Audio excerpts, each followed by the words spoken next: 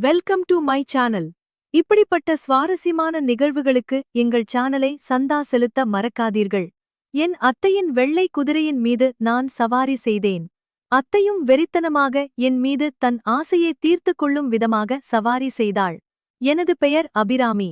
எனக்கு இப்போதுதான் புதிதாக திருமணம் முடிந்திருந்தது. நான் மனம் முடித்து என் மாமியார் வீட்டிற்கு வந்திருந்தேன்.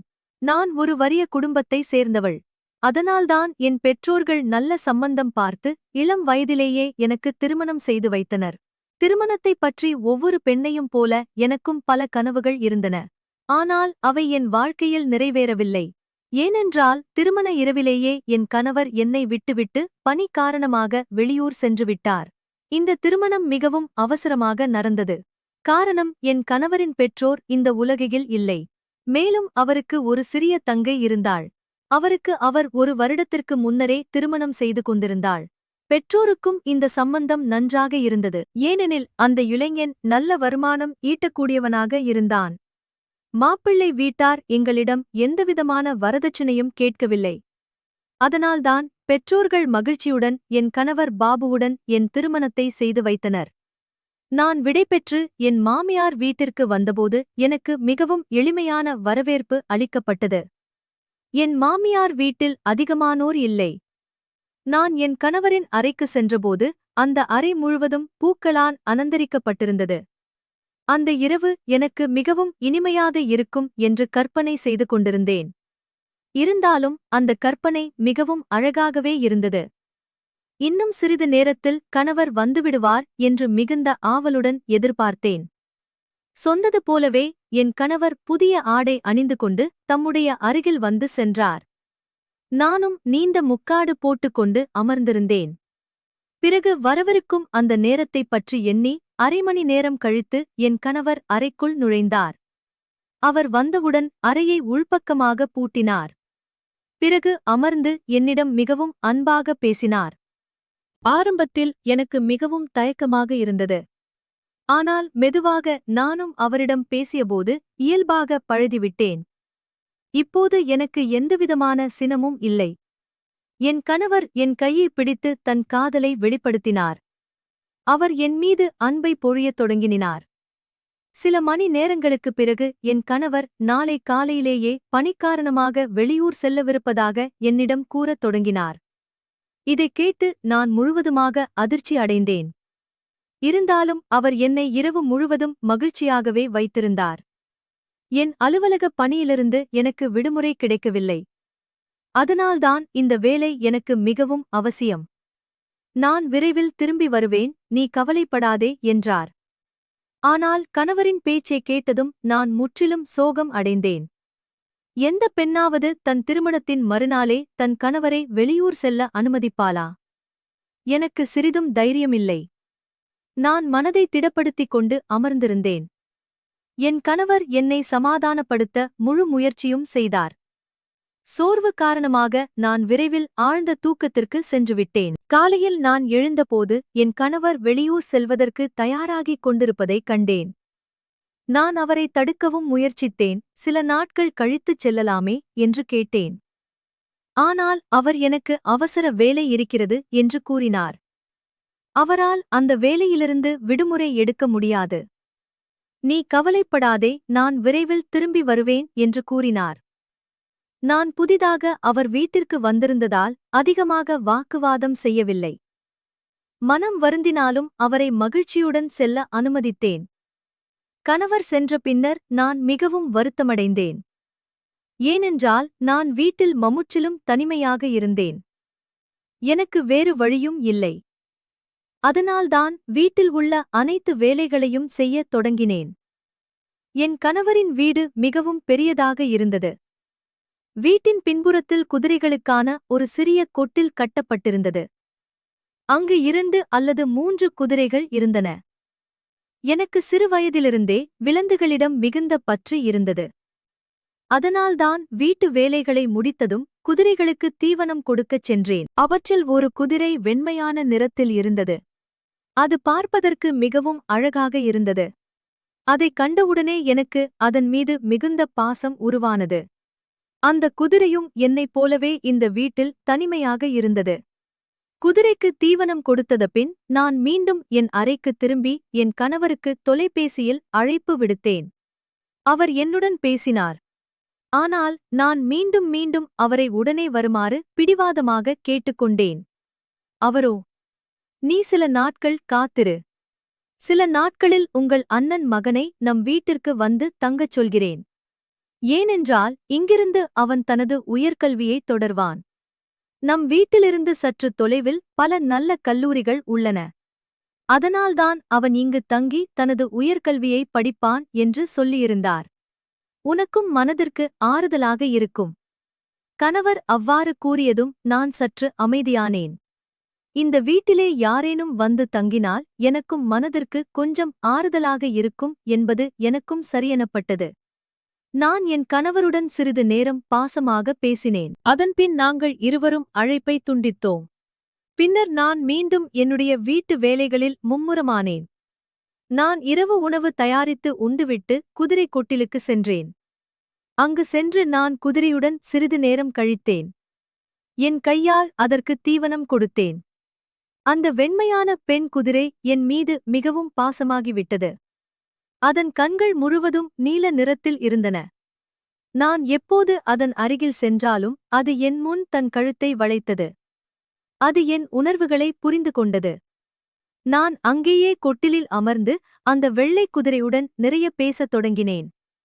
எனக்கும் அதன் அருகில் நேரம் செலவழிப்பது பிடித்துப் போனது. மற்ற குதிரைகள் அனைத்தும் தூங்கிவிட்டதால் நான் மீண்டும் என் அறைக்குத் திரும்பி மிகவும் களைப்படைந்து ஆழ்ந்த உறக்கத்திற்கு சென்றேன். காலையில் நான் சீக்கிரமே எழுந்து வீட்டு வேலைகளை செய்யத் தொடங்கினேன். அதன்பின் குதிரை கொட்டிலுக்கு சென்று அவற்றிற்கு தீவனமும் கொடுத்தேன். தீவனம் கொடுத்துவிட்டு நான் அறைக்குத் திரும்பி குளித்து புத்துணர்ச்சி பெறத் தொடங்கினேன். நான் குளித்து வெளியே வந்தபோது வீட்டின் கதவு தட்டப்படும் சத்தம் கேட்டது. நான் உடனே ஓடிச் சென்று கதவைத் திறந்தேன். எதிரே நின்றிருந்த நபரைக் கண்டு ஆச்சரியம் அடைந்தேன். ஏனென்றால் அவன் என் மருமகன். திருமணத்தின்போது அவனை நான் ஒருமுறை மட்டுமே பார்த்திருந்தேன். அதனால்தான் முதல் பார்வையிலே அவனை அடையாளம் கண்டு கொண்டேன். அவன் என்னை பார்த்து, "அத்தை, நீங்கள் மிகவும் அழகாக இருக்கிறீர்கள்" என்றான். எனக்கும் வெட்கமாக இருந்தது. "நீ உள்ளே வா, அப்புறம் என் அழகைப் பற்றி பேசலாம்" என்றேன். "சரி, சீக்கிரம் உள்ளே வா" என்று கூறினேன். பின்னர் அவன் தன்னுடைய பெரிய பையை சோபாவின் அருகில் வைத்துவிட்டு, "உங்களுக்கு தெரிந்திருக்கும், நான் இங்கு படிக்க வந்திருக்கிறேன். என் உயர்கல்வி இங்கிருந்துதான் தொடங்கும்" என்றான். அந்த இளைஞனின் பெயர் ரகுவரன். அவனுக்கு 20 வயது. அவன் பார்ப்பதற்கு மிகவும் அழகாக இருந்தான். ஆனால் அவனை பார்த்து அவனது வயதை சரியாக கணிக்க முடியவில்லை. அவன் சொன்னதைக் கேட்டு, "ஆமாம், உன் மாமா நீ வரப்போவதாக என்னிடம் கூறினார். ஆனால் நீ இவ்வளவு சீக்கிரம் வருவாய் என்று எனக்கு அது தெரியாது. சரி, உனக்கு உன் அறையை காண்பிக்கிறேன். நீ சிறிது நேரம் ஓய்வெடு, அதன் பிறகு நான் உனக்கு தின்பண்டங்கள் கொண்டு வருகிறேன்" என்றேன். என் அறைக்கு சற்று தொலைவில் ஒரு அறை இருந்தது. அந்த அறையை நான் அவனுக்கு ஒதுக்கினேன். "நீ இன்று முதல் இங்கு தங்குவாய்" என்றேன். அவனுக்கும் அந்த அறை மிகவும் பிடித்துப் போனது. அதன் பிறகு அவன் குளித்து புத்துணர்ச்சி பெறச் சென்றான். நான் சமையலறைக்கு சென்று அவனுக்காக தின்பண்டங்கள் தயாரிக்கத் தொடங்கினேன். நான் தின்பண்டங்கள் தயாரித்து அறைக்கற்று திரும்பியபோது அவன் அமர்ந்து தன் கைபேசியில் எதையோ பார்த்துக் கொண்டிருப்பதைக் கண்டேன். அவன் என்னை பார்த்ததும் அவன் கை தடுமாறி அவன் கையிலிருந்து கைபேசி கீழே விழுந்துவிட்டது. அதன்பின் நான் அவனுக்கு தின்பண்டங்களை கொடுத்தேன். தின்பண்டங்களை சாப்பிட்டுக் கொண்டே அவன் என்னை புகழத் தொடங்கினான். "அத்தை, நீங்கள் தின்பண்டங்கள் கூட மிகவும் நன்றாக செய்கிறீர்கள். உண்மையில் உங்கள் கைகளில் ஏதோ சிறப்பு இருக்கிறது" என்றான். அவன் சொன்னதைக் கேட்டு நான் சிரித்துக்கொண்டே அவன் பேசுவதைக் கண்டு கொள்ளவில்லை. ஏனென்றால் அவன் மிகவும் நகைச்சுவையான இளைஞன். பிறகு சிறிது நேரம் அவன் அருகில் அமர்ந்து அவனது உயர்கல்வி பற்றி விசாரித்தேன். நாங்கள் இருவரும் நீண்ட நேரம் ஒருவருடன் மற்றவர் பேசிக் கொண்டிருந்தோம். அவனுடன் பேசிவிட்டு நான் என் அறைக்கு திரும்பினேன். அறைக்கு வந்து பார்த்தபோது என் கைபேசியில் என் கணவரிடமிருந்து அழைப்பு வந்திருந்தது.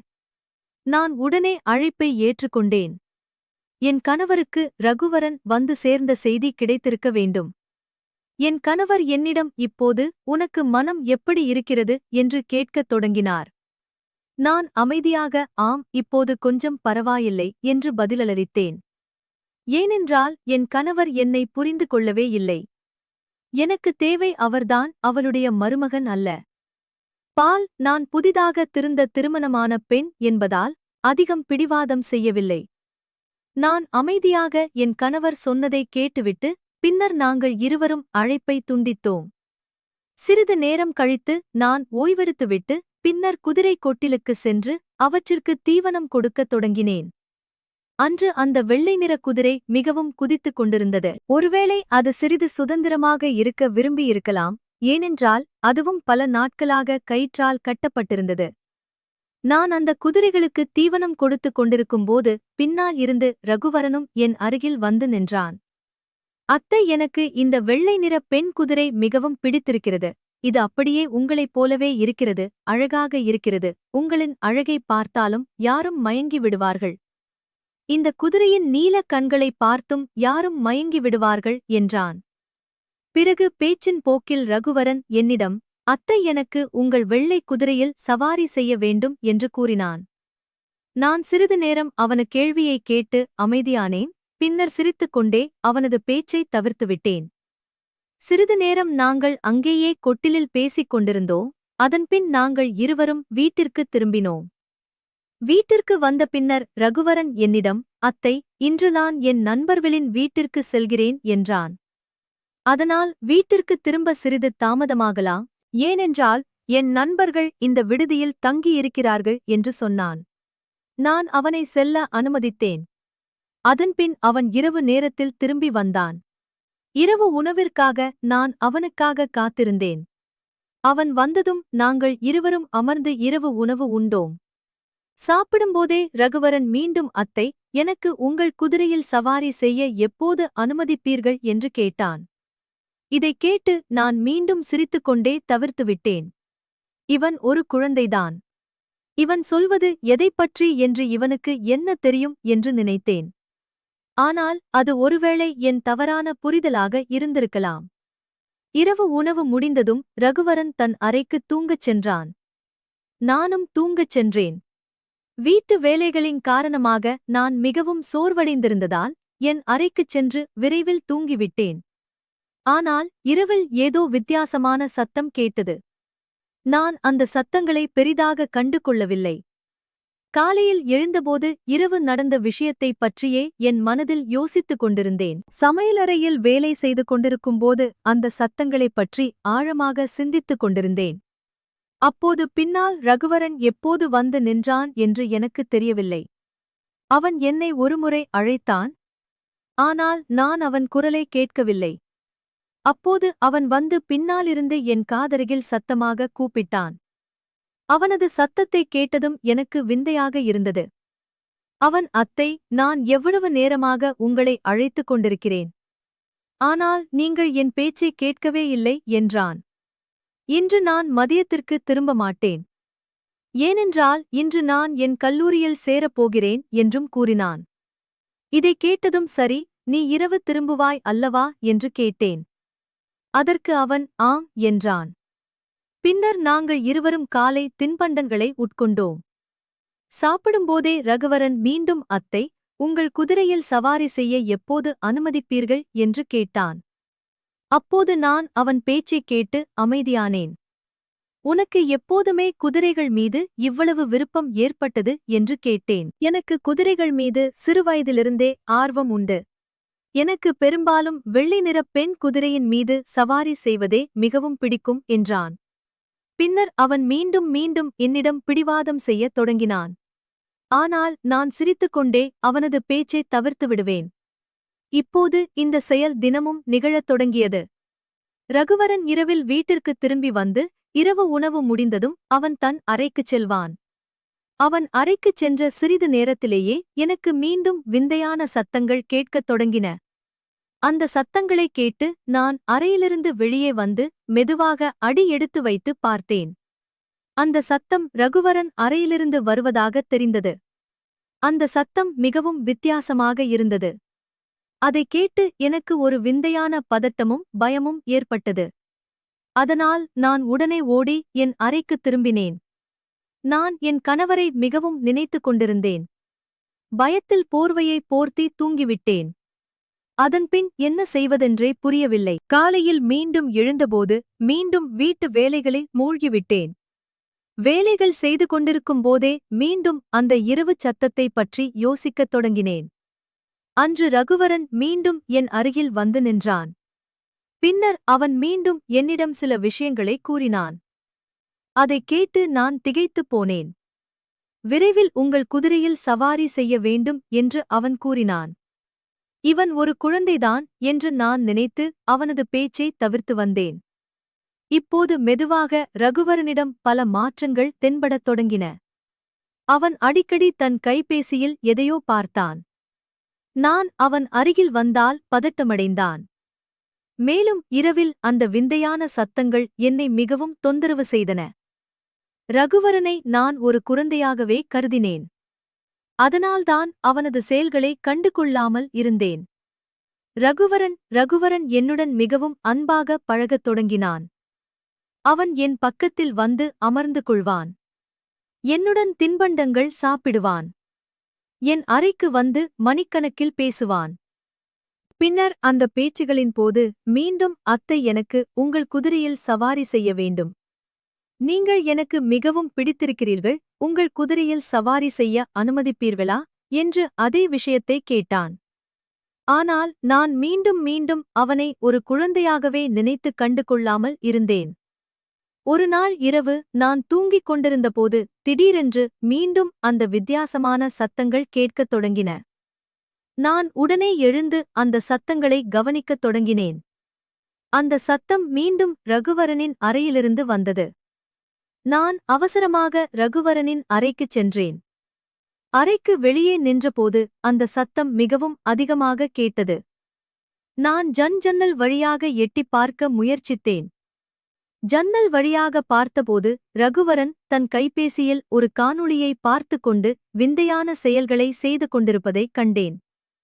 அதை பார்த்து நான் அதிர்ச்சி அடைந்தேன். நான் உடனே ஓடிச் சென்று என் கணவருக்கு தொலைபேசி அழைப்பு விடுத்தேன். நான் என் கணவருக்கு அழைத்து நிறைய அழுதேன். ஆனால் நான் அவரிடம் அதைப்பற்றி முழுமையாக சொல்லவே இல்லை. நான் மீண்டும் மீண்டும் அவரை இங்கு வருமாறு பிடிவாதம் செய்தேன். ஆனால் அவர் மீண்டும் மீண்டும் இன்னும் சில நாட்களாகும் என்று கூறினார். அதனால்தான் நான் கோபத்துடன் அழைப்பை துண்டித்தேன். அடுத்த நாள் பலத்த மழை பெய்து கொண்டிருந்தது. நான் காலையில் சீக்கிரம் எழுந்திருந்தேன். இன்று நான் என் கணவரை மிகவும் நினைத்துக் கொண்டேன். இரவு முழுவதும் நான் மிகவும் வருத்தமடைந்தேன். ரகுவரனைப் பற்றி இப்போது யாரிடமும் சொல்லக்கூடாது என்று முடிவு செய்தேன். என் கணவர் வந்த பிறகு என் கண்ணால் இந்த உண்மைகள் அனைத்தையும் காண்பிப்பேன். ஏனென்றால் என் பேச்சை அவர் நம்பவில்லை என்றால், ஒருவேளை அவர் என்னை இந்த வீட்டிலிருந்து அனுப்பிவிட்டால் என்ன செய்வது? நான் என் கணவருடன் மிகவும் மகிழ்ச்சியாக இருந்தேன். ஒரு நாள் ரகுவரன் அந்த வெள்ளை பஸ்பென் குதிரையுடன் பாசமாக விளையாடிக் கொண்டிருந்தான். அந்த குதிரையும் அவனுடன் மிகவும் பாசமாக இருந்தது.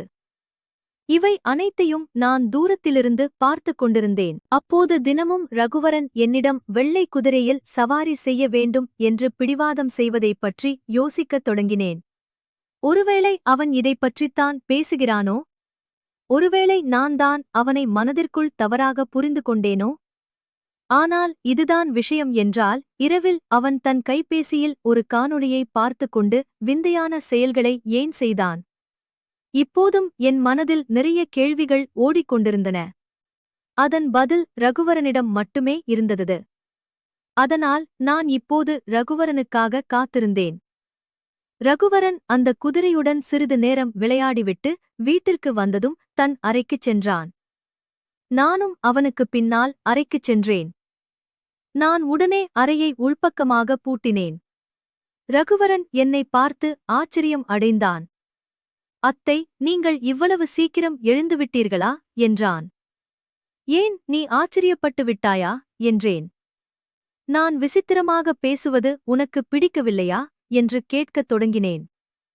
ஆனால் அவன் என் பேச்சை நன்றாக புரிந்து கொண்டான். அப்படி எந்த அர்த்தமும் இல்லை என்றான். அப்படியானால் என்ன அர்த்தம்? நீ தினமும் என்னிடம் உனக்கு வெள்ளை நிற பெண் குதிரையில் சவாரி செய்ய வேண்டும் என்று கூறுவாயே என்றேன். ஆமத்தை நான் கூறினேனே என்றான். அப்படியானால் நீ லாயத்தில் இருக்கும் அந்த வெள்ளை நிற பெண் குதிரையைப் பற்றிதான் பேசினாயா என்று கேட்டேன். ஆமத்தை ஏனென்றால் எனக்கு அந்த வெள்ளை நிற பெண் குதிரை மிகவும் பிடித்திருந்தது. மேலும் எனக்கு சிறுவயதிலிருந்தே குதிரைகள் மீது மிகுந்த ஆர்வம் உண்டு. நான் சிறியவனாக இருந்தபோது என் பாட்டியின் வீட்டிற்கு செல்வேன். பாட்டியின் வீட்டில் நிறைய குதிரைகள் இருந்தன.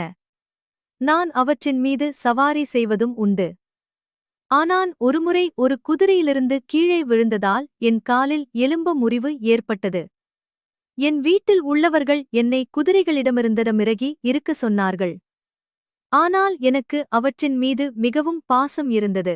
அதனால்தான் நான் இங்கு வந்ததும் அந்த குதிரைகளை பார்த்ததும் பழைய நினைவுகள் மீண்டும் வந்தன. ஆனால் நான் குதிரை சவாரி செய்யும் முறையை மறந்துவிட்டேன் என்றான். அப்படியானால் நீ எப்படி அந்த குதிரையில் சவாரி செய்வாய்? அந்த பெண் குதிரை உன் பேச்சை புரிந்து கொண்டதா என்றேன். அது ஏனென்றால் நான் இரவு முழுவதும் தொலைபேசியில் குதிரைகளை பழக்குவது பற்றிய காணொளிகளை பார்த்துக் கொண்டிருந்தேன். அவற்றின் மீது எப்படி சவாரி செய்வது, அவற்றை எப்படி பழக்குவது என்ற முறைகளை புரிந்து கொண்டேன் என்றான் ரகுவரனின் வாயிலிருந்து. இந்த விஷயங்களை கேட்டபோது என் தவறை உணர்ந்தேன். எனக்கு என் மீது மிகவும் வருத்தமாக இருந்தது. நான் அவனை தவறாக புரிந்து கொண்டேன். ஆனால் அவன் ஒரு நல்ல பையன். அவனுக்கும் என்னைப் போலவே விலங்குகள் மீது மிகுந்த பாசம் இருந்தது.